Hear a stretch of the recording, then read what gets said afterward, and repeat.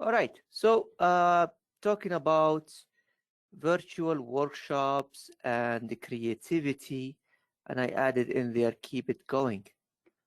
And I don't know why I did this, but we'll figure it out as we go through this presentation. Now, I'd like to first also thank you very much for whoever participated in the survey I sent yesterday. It will give me some insight about what are the issues with virtual workshops, and I think that that's what I'll be trying to talk about today. Now, let's get with this one. My introduction. I'll go with small introduction. Why actually I wanted to talk about this topic. COVID is winding out, and hopefully we'll go back to the normal life. But why this is an important thing to me. I'll touch base about value engineering. I think most of you guys involved to it, and I'm not going to give you a lecture about value engineering. This is not the purpose today. I'll talk about creativity. We'll touch base about creativity, virtual workshop issues and ideal situation. And please, if you unmute yourself, you could mute yourself again. That should be fine. I appreciate if you mute yourself. Then we'll talk about the virtual workshop planning and delivery, what we changed and why it's we would like to share this information with you. And we will be talking as well around I'll show you some examples, and then we'll have a short demo. I'd like to give everyone something to take with him today, and hopefully that will be something useful for you. And then we'll talk about lesson learned, and then I have some discussion. I don't think I have a conclusion, but if there's any question, I'm open to discuss that. Going forward, when I click this one, okay, life before COVID. We used to meet face to face. We never thought about COVID. We never even thought about the situation. We have no predetermined idea about virtual workshops. I know some people probably have done some virtual work before, and but we never have it, systemized. We used to travel for value engineering. I love to travel and do VE. So, we used to go there and, sightseeing. We have to experiment food. And I'll talk about Mark. Mark, my assistant, he helped me a lot in this, in the work that I do. And we used to go and experiment, different restaurants. And that's why we do VE. We just love to travel. Then we have the workshop. We have 3-4 days, a lot of discussion. There's a lot of food as well. And then by the time we start doing this team building exercise, we start feeling the workshop. You start feeling the flow. And that's really a big ticket item. And then between the third day or second day with the creativity, we go for dinner, and then people come in the morning and say, you know what?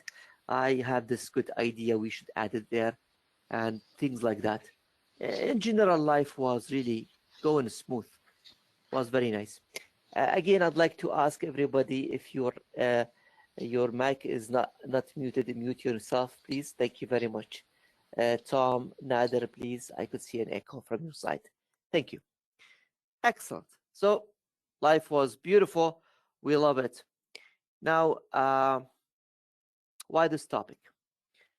Mushtaq talked to me, and he tried to ask me to do a presentation in I think was end of January, start of February. And then I'd like to talk about this timeline for a reason. So going back, I remember Canada put restriction here in Alberta in March 15, March 16. Actually, we were celebrating my daughter's 10th birthday.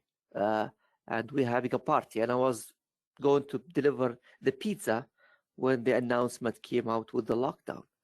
And then we went to the office the second day, just trying to figure out things. And I have some discussion with Mark, my assistant. And he said, Mark said, how how are we planning to conduct this Kenilworth Dry Pond value engineering on the end of March, Hussein? We have a workshop coming. We have ongoing works that need to be done. I said, well, you know what? I have no idea yet. Maybe we could use Google Drive with Google Meet, GoToMeeting, and we could do this. We could use Excel to do this. Trust me, I really have no idea. So I told him many things, and he said, okay, but I don't understand. You know, I said, well, I don't blame you, but we'll work for it. Now, go forward 2 years. And that's when actually Mushtaq was talking to me. So Mark was saying, you know, Hussein, COVID is winding down and it seems like we're going to in-person soon. I said, oh man, yeah, maybe we need to include that in our proposal. I wish if we could do this workshop virtually too. I want to do more virtual. He said, no, not sure. They are asking for in-person workshop. And that's really a proposal we put for a project. And they want in-person workshop. And I said, oh, I know, but we need to change how we do things. Yeah. So really what I'm trying to say is between 2020 to today, something does happen. We adjusted. And I would talk about it because, you know, there's really no manual for what we come up with. You know, if you have a problem, you go and, you know, you have a problem with your car, you just check the internet or your computer. There's a manual tell you what to do. But we faced ourselves with a situation, and we don't have value engineering manual for virtual workshops. So that's what happened, and I thought maybe it's good to go back and, you know, decipher what happened and see if we could learn something that we could take forward. And that's really what I'd like to talk about today. And that's the instruction manual. Resiliency. It happened that this doesn't belong here, but I've done a lot of work with the infrastructure management, and I was doing a resiliency study for critical buildings for the city of Edmonton. And actually this came to me yesterday because it came back from my memory.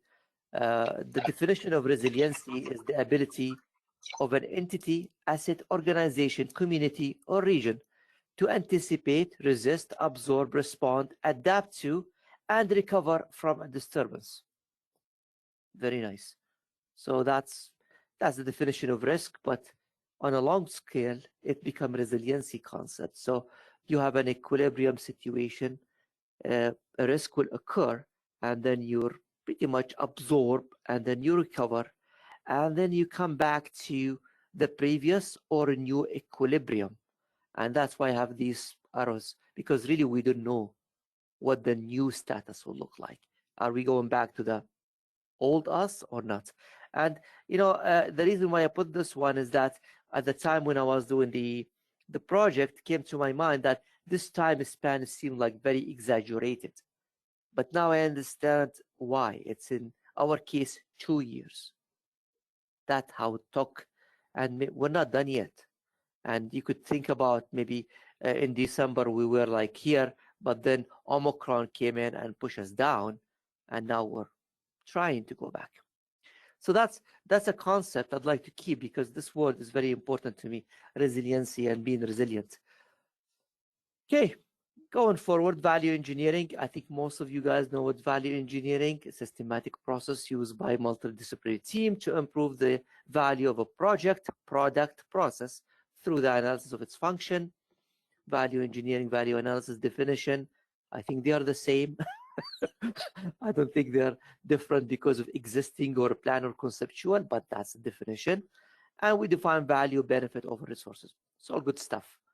Now, this is important to me, is that, you know, we have those phases that we go through for a workshop. And this is for in-person or virtual. Doesn't make a difference. But there could be difference between them of how you implement this. But you still have to go through these phases, the stages and the phases.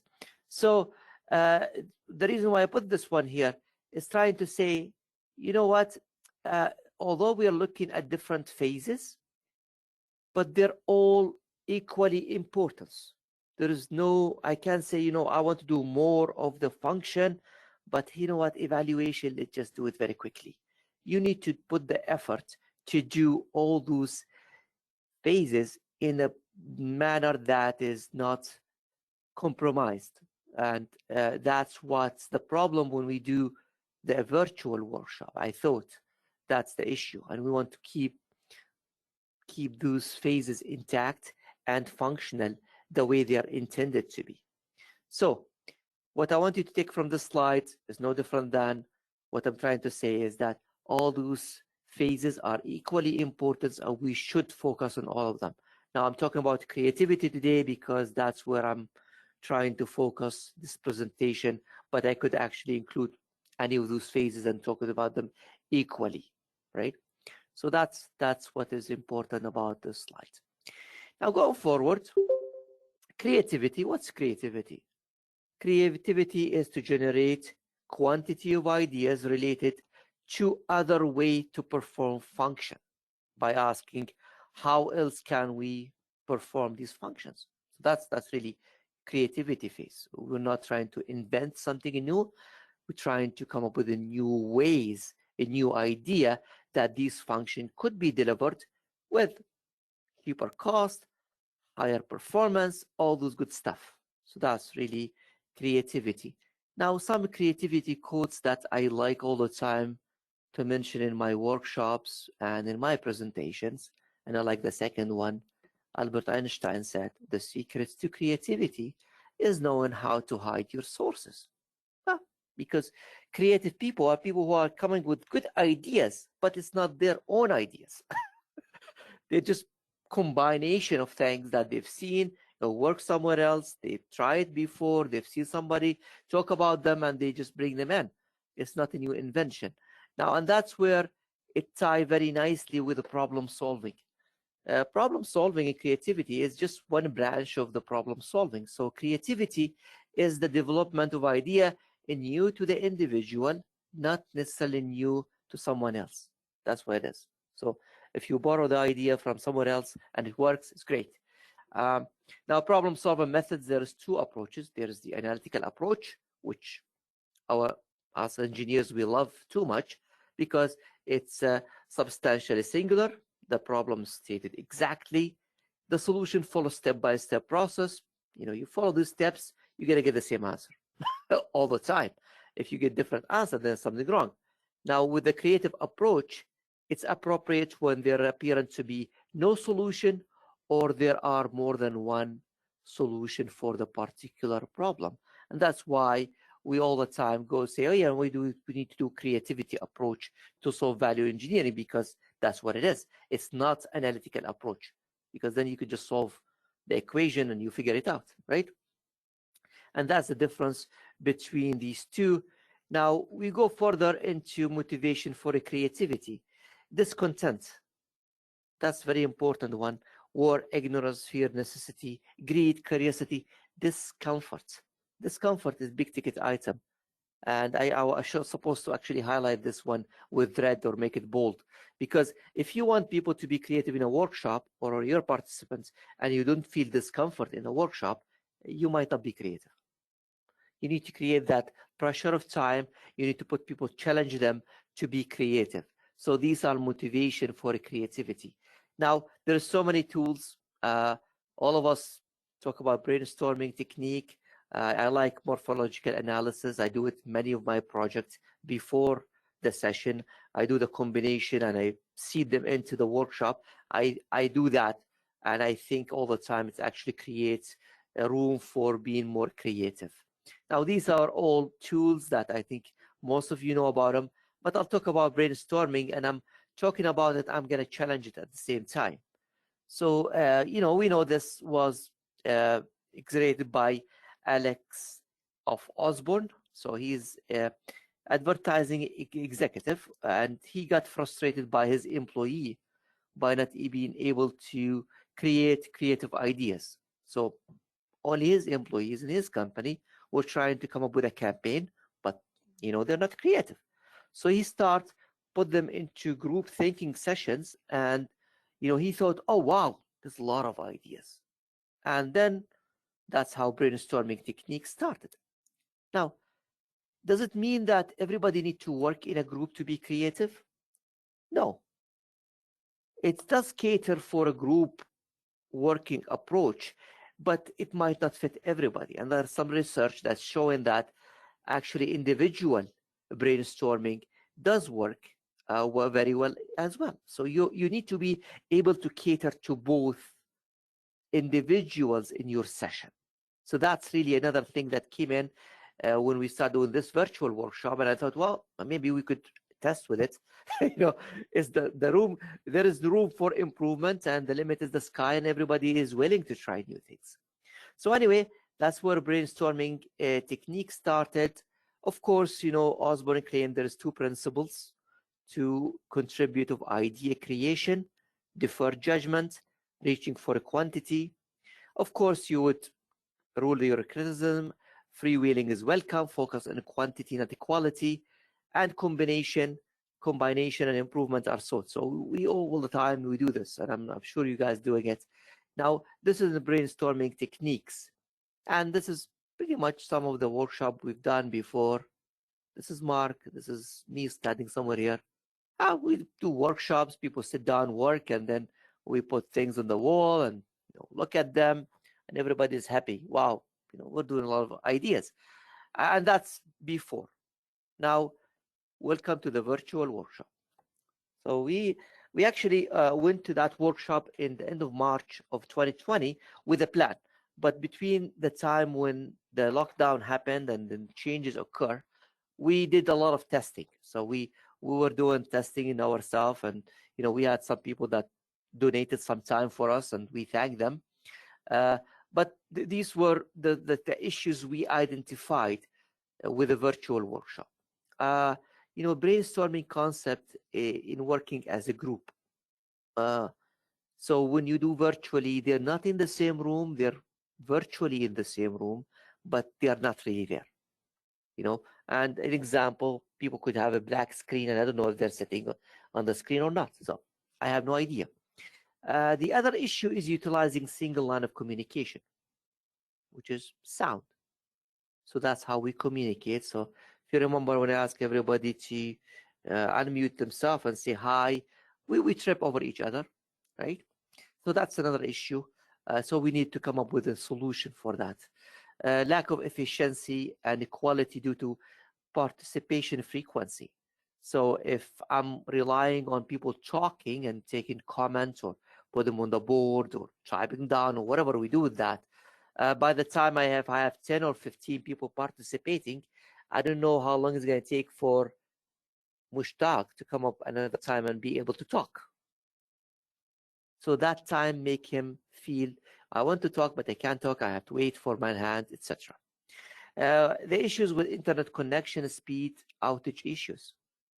We've seen all these, that create the flow of the workshop sometimes doesn't go the way you think it's going to go. Technology and security requirements. So another challenge came about. Some organizations said, we're not going to use this product. I'm not going to name any product or that product. If this one has to be done, these are the security procedures or requirements. And I know some organizations, they have very extensive list of requirements. These are challenges. Time to adapt for virtual environment. The last one was the health and wellness guideline. Screen time, being sitting on the screen for 5-6 hours is a long time. And some organizations start saying, you know what? No more than 3 hours meeting. Don't even think about 4 hours even.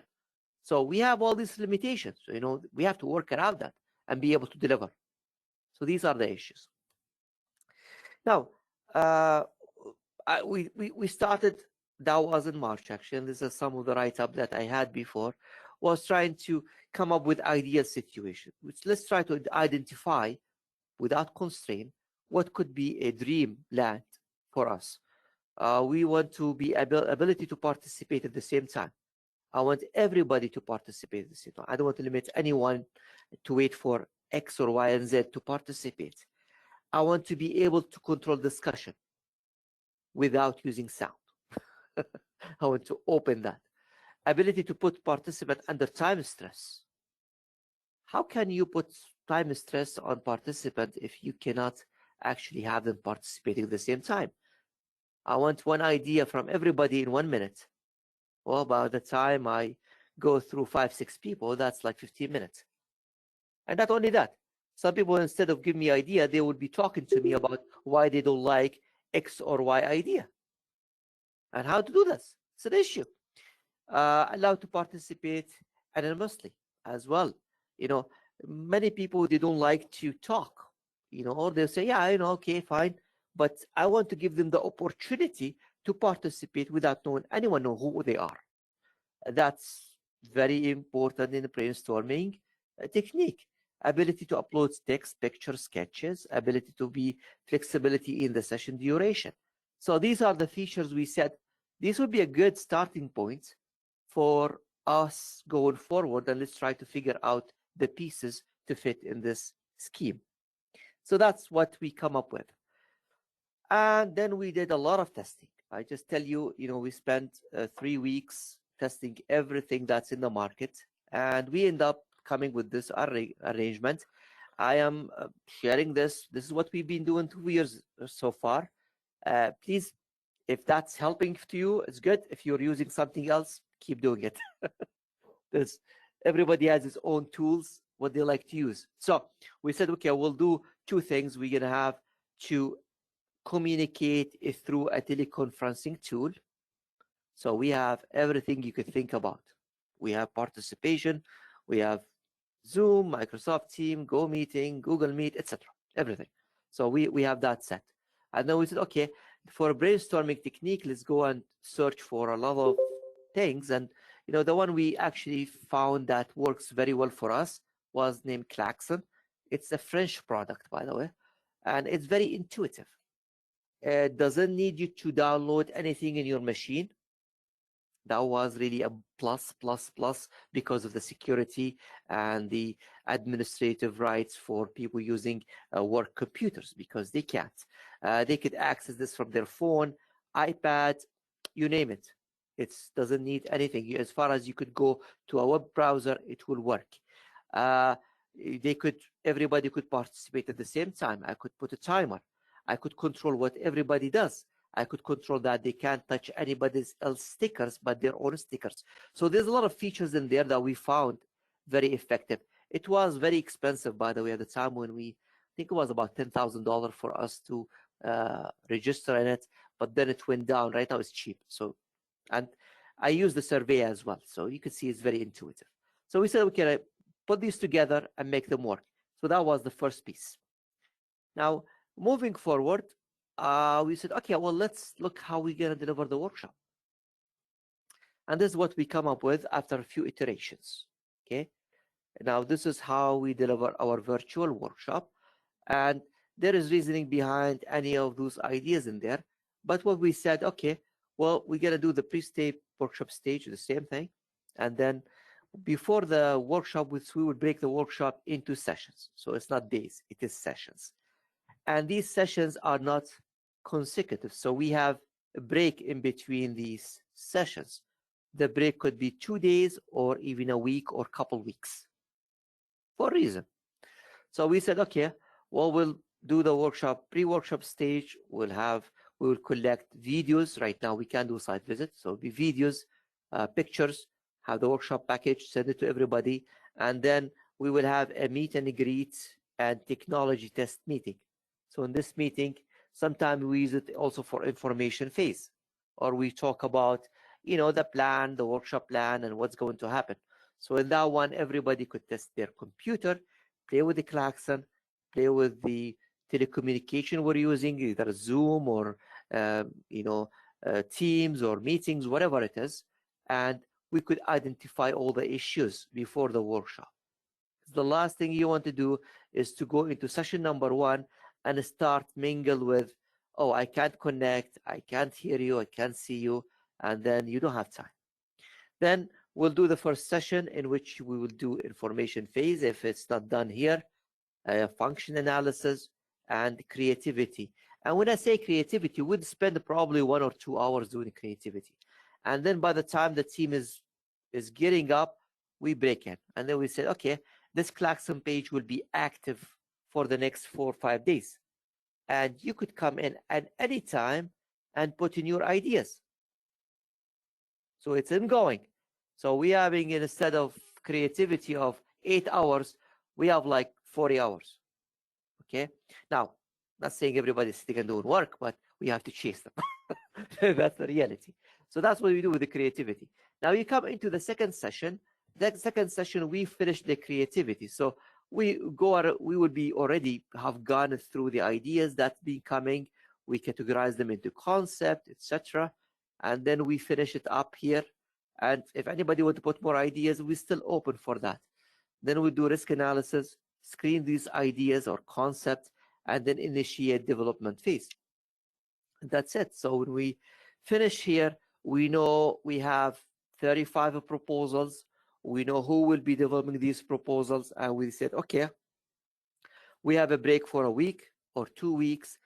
You go and develop these proposals. Now, we would assign 1 or 2 people for each proposal. This proposal will be shared and everybody will be working on them. And then that will be your input to the third session where you review these proposals. As you know, the proposal would have description, sketches, impact on cost, functionality, feasibility, cost estimate, advantage, disadvantage, risks, and the team member will say, I think this is a good idea or bad idea. As a team, we still have to decide if that's a good idea or bad idea, and then we'll carry forward. If you have options, you'll do your AHP, multiple account evaluation, etc., and finish. And sometimes actually session 3, in most of the workshop we have done, we end up actually doing a follow-up. So you'll have still some information missing. Some people say, you know what, I need to review this before I could say my opinion, but then you finish it. So instead of us having the workshop done within a week, we go over like 3 weeks. Now, this is an example for a workshop that we've done, just the latest one for a bridge. We had our meet and greet was on Monday, February 14. The session first one was in the same week. We had the weekend, and then we came Tuesday. We did the second session, and then we gave them 2 weeks between 2 weeks and a half for development phase. And the team developed excellent job. We had like, I think, 160 page of value proposal developments, and everybody was happy. So that's where you give people more time actually to develop the proposal instead of being sitting in a room in the last of the workshop, the last day, and they have to really push it. When they are having the time, they could think about it. They could do nice sketches. They could ask somebody in their team to do more analysis, etc., etc. So that's why I think it works very well. Excellent. So virtual planning highlights, meet and greet, test technology. It's very important. Break the workshop into manageable sessions, short period. You could do 4 hours, 6 hours, and it depends on the complexity of the project and what you're trying to do. You could be manageable. Now, allow for breaks. You need to give people breaks between, each hour. Give them 10 minutes. Let them stretch. We do stretching exercise. We ask people to stand. Don't keep sitting on the chair all the time. It's really a problem. It's good to stand up and take your time. Go take a cup of coffee. Come back. We're okay with that. And promote for continual work between sessions. So you need to keep pushing. So keep sending them emails. We're watching you. Please put more ideas. And you have the statistics, really, because we know who's coming to the system, what time, what they have done, everything. So I know that. So that's the continual work. Now, this is where the continual creativity. So that's between session 1 and 2. The team starts to continue creativity. The facilitation team maintain communication to keep it going. So you need to be pushing. Now, the results were very promised. I tell you, I've seen so much creativity done between these sessions. And the other thing is that I do believe some individual, they're actually more creative if they work by their own. They might actually work in a group, but they probably prefer to work on their own. And there is some research in the MIT, I believe, and I have the paper showing that individual brainstorming does actually have higher outcome.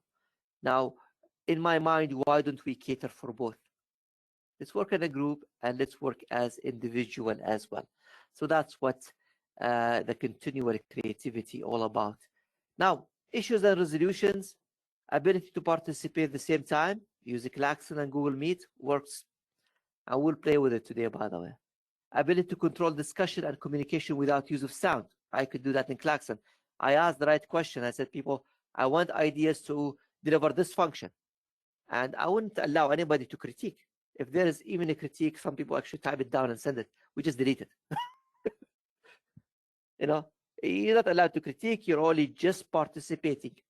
Ability to put participant under time stress. I have timer. I just put it there. They have to do it. Allow participant to participate anonymous. Well, Klaxon have that feature. I could turn it off and nobody see who's. I still know who's doing that. If I have a question, I'll ask them in person, but they don't know who sent these stickers. Ability to upload text, picture, sketch, Klaxon do it. Ability to be flexible with the session duration.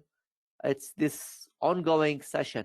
It's actually give us a lot of flexibility I'd like to share with people. And of course, ability to control participant interaction. You could control everything. So you could lock some of the drawings. You could limit that participant cannot touch anybody else's stickers, only do their own. There's a lot of things you could do, and they work really nicely. Okay, so right now I'm going to try to stop sharing this screen for a second. What I want you guys to do is to go to this one here. I'll share that in the text box because we're going to have some games. So I'm going to share this with everyone. It's just Klaxon join. So you could click this one and go to the page and wait. It's no big deal. We'll get to that later on. But let's see if I have this open. Yeah, it's open here. Let's share the screen. Okay, where is that? So this is what I see in my Klaxon as an administrator. So I'll just show you a few of the project that we've done and the work in between. This is the most recent one is this one we're doing. And I'll just show you what happened. So you could set up, if you're doing Klaxon, you could set up your workshop, welcome page, scope, measure of success, schedule. You could do function analysis and then creativity phase.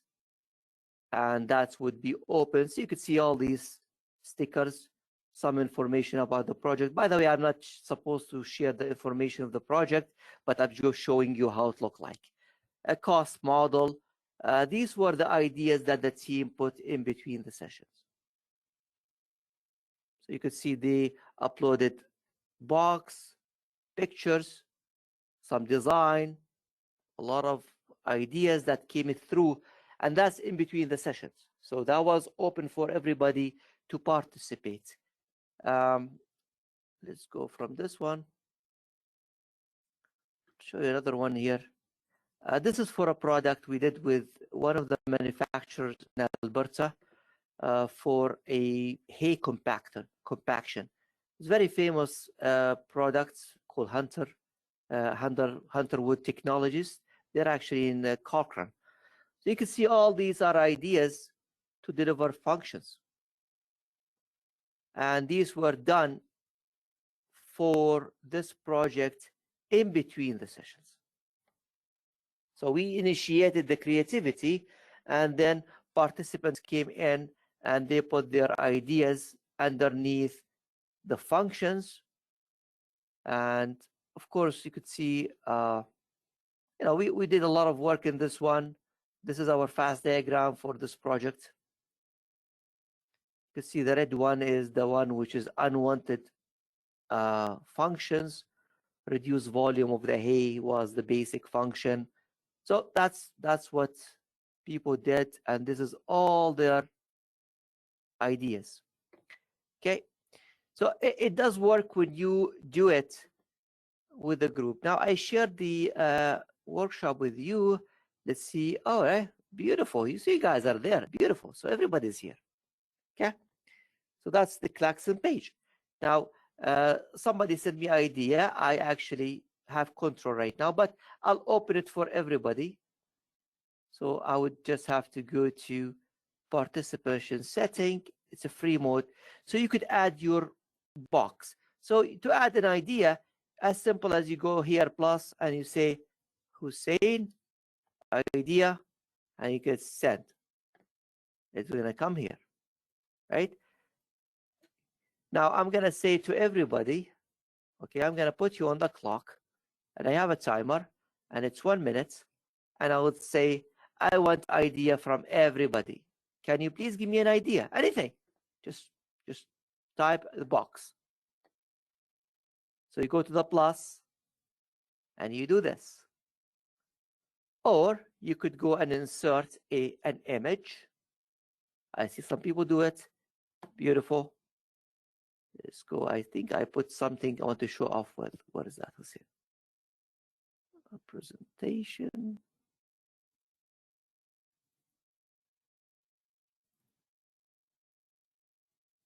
That was my eyes fishing the other day. I catch 2 nice fish. And then I could come and say, for this one, I would like to ask a question.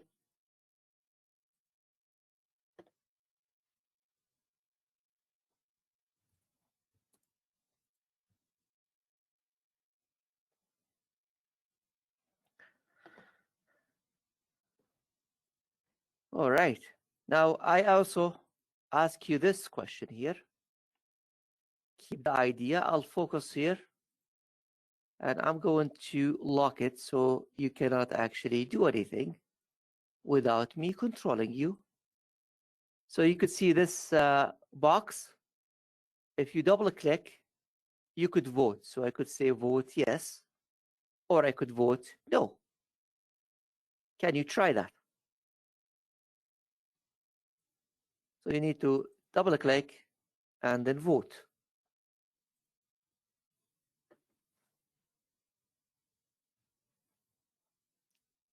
Beautiful. You guys are doing great. I could have you in my workshop.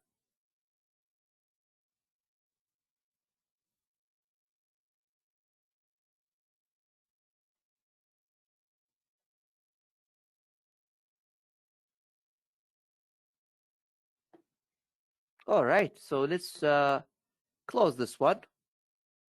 I'm going to stop sharing this. You could stay update that page. It's fine. It's all right. I will go back to my presentation if I find it.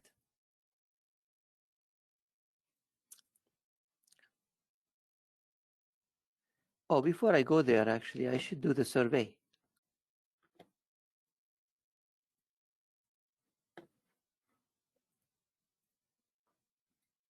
So this is the survey I sent you guys, and some of you did it. I get 29 participant survey results.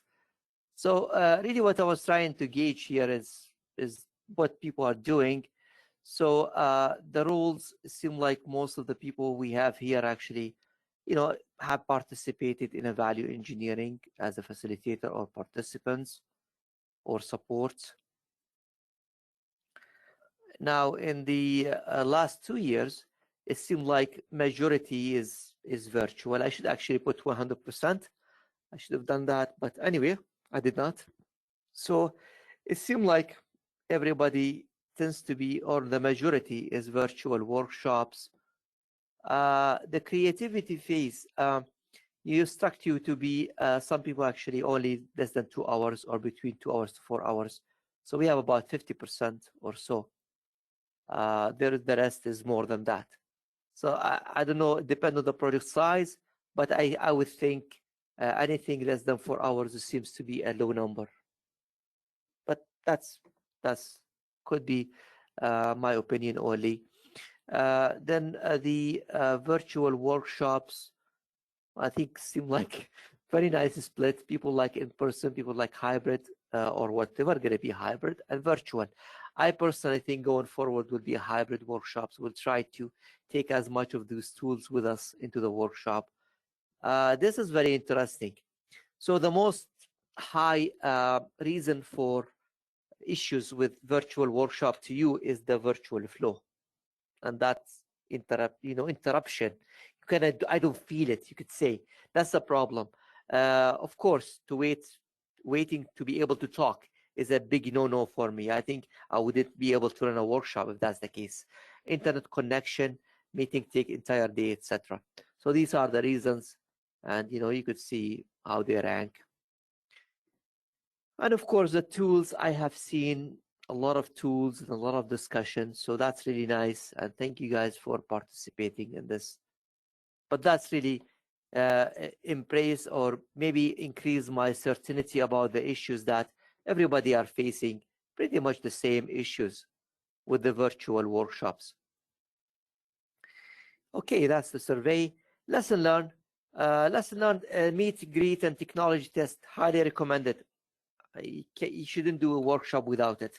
If you do that, it's a recipe for some issues. Workshop ground rules is a key success factor. You need to agree on that when you start. How you ask questions, raising a hand, wait for people to finish, using the microphone, mute yourself if you're not talking. The camera is a big ticket item for me, except if there is internet issues. So I need to see people. If I see black boxes, I feel I'm talking to myself, and that's sometimes make me feel a little bit not too much into it. Internet bandwidth connection, it's one of the biggest ticket item. Facilitator duties and mitigation action. These are lesson learned. Internet and computer redundancy. I have 3 computers in my office.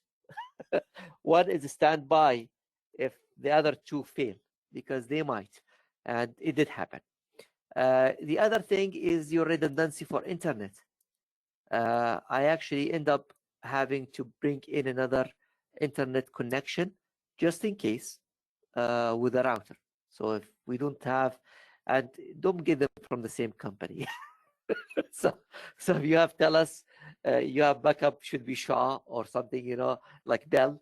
So we have 2, and we had the situation where actually that was a saving the day for us. Communication, you don't have much time. Ask the right questions. So you need to have proper questions, especially when you do creativity. You need to ask, give me ideas to deliver these functions.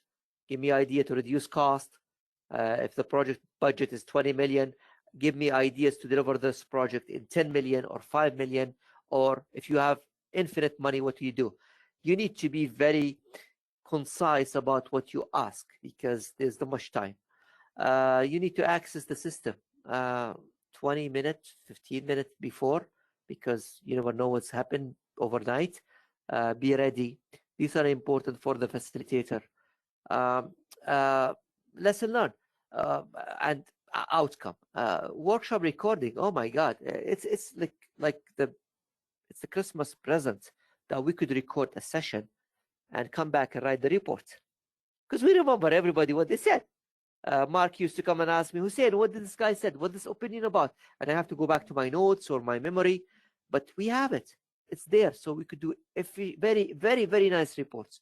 Plan for many breaks and be flexible. I think you should have in your mind that when you see people trying to winding down, you just tell them, okay, let's take a break.